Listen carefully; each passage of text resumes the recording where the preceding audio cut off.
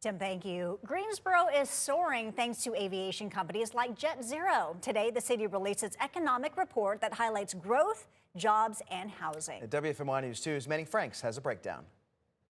From aviation innovation taking place right here at the Piedmont Triad International Airport to growing logistics and manufacturing across Guilford County.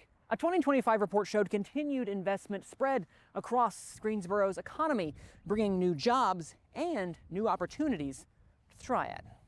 A newly released 2025 Greensboro economic report highlights a year of major investment across the city and Guilford County.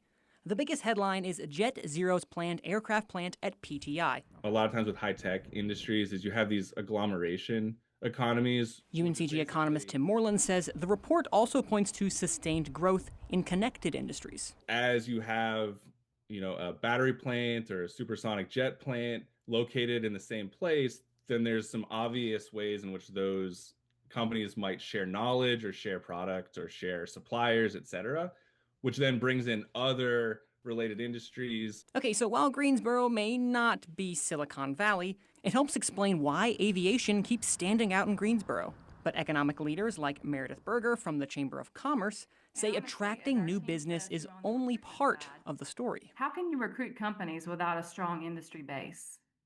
That's the biggest selling point, is hearing from our existing companies.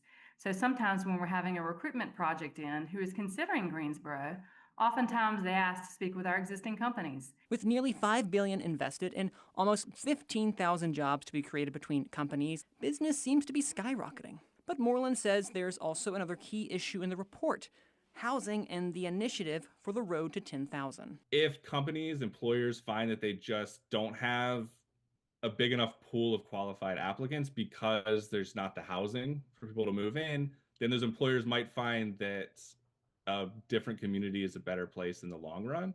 Now, to illustrate that growth, regional job announcements were roughly 1,200 in 2015.